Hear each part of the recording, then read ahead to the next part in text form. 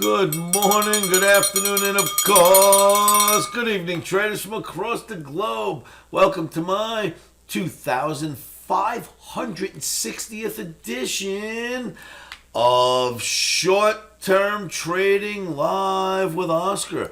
Traders, before we get started, remember the risk involved in trading. This is a very, very risky endeavor. Trading options, futures, ETFs, Bitcoin, ETF, you name it, Ethereum. If you trade anything out there, it's very, very risky. Please be careful. Make sure you put your stops in first. All right, so for trading on Wednesday, that would be April 20th, 2023.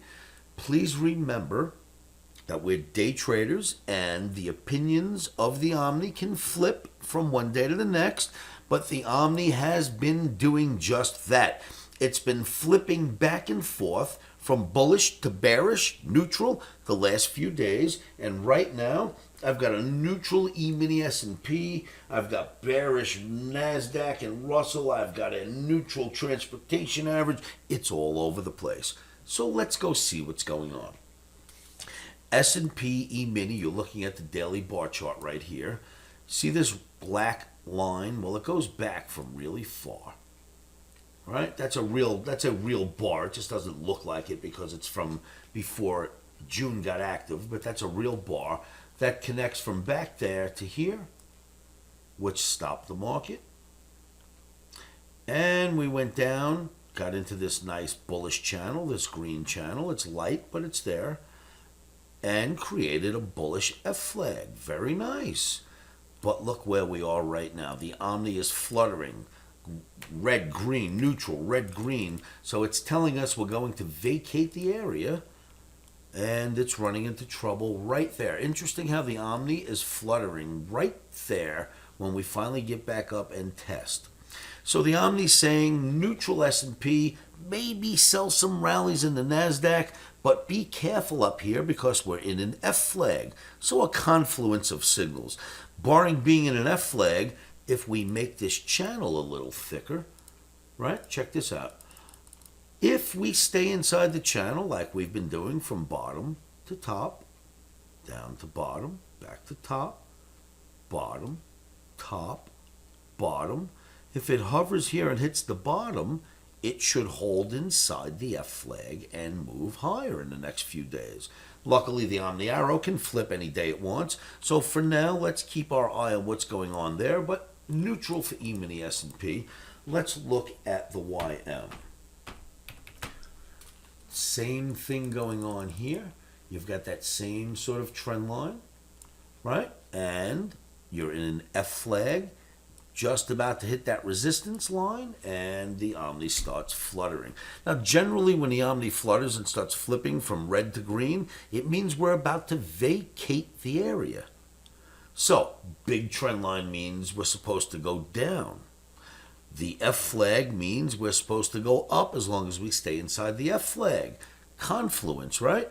So we'll see what happens tomorrow. We'll let this trade one day at a time. Now let's go overall bigger picture. Forget about the OMNI. Monday it might be bullish. Tuesday it might be bearish. The nature of a day trader. Let's go look at something a little different. Let's stretch this out a little and go look at the weekly chart, which shows a bit more direction. Now, if you recall, in the beginning of this year, February 4th around, I decided from the analysis I've done, the bottom is in. And since I've been calling bottom, thank the Lord, the market has literally been going up. It doesn't go up every day, but it's been more going up than down. So some of the thesis behind why the bottom is in, and this isn't, of course, the only piece. I've done videos that have taken over an hour in the past few months to show you my thesis behind the bottom being in, but a small piece of that thesis is in the NASDAQ daily bar chart, in the NASDAQ weekly bar chart, which is before your eyes right here. So here's where we are now. We just bounced off of, let's see, 1, 2, 3, 4, 5, 6, or 5.5 weeks ago, we bounced off the 200 bar moving average. What does that mean for the NASDAQ on a weekly? Well, it means usually a big event because there's not a lot of time spent at the 200 bar moving average on the weekly NASDAQ without a major event being an upside rally taking place.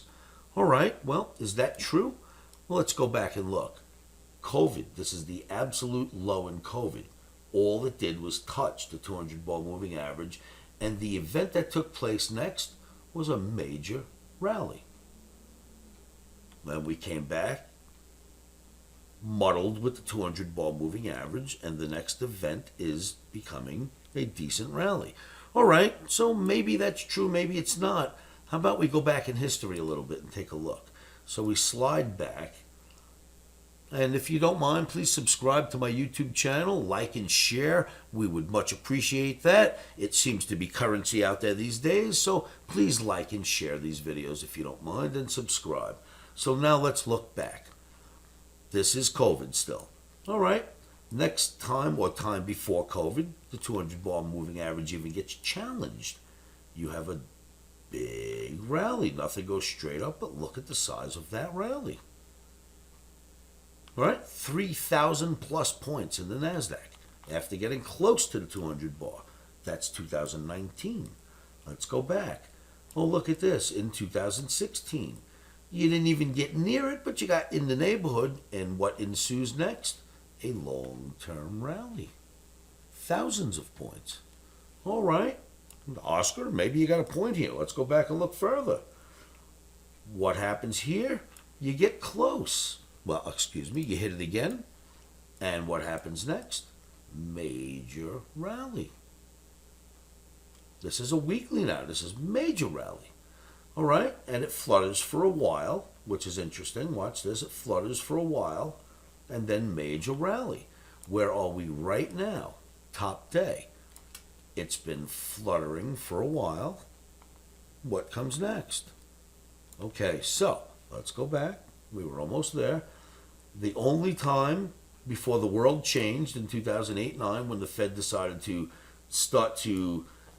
when the Fed decided they would intervene and never stop again, which made the world new for us as far as economics, we hit the 200 bar moving average just between 2008 and 2009, and that was it, kids. From that point forward, if you hit it, major rally ensues.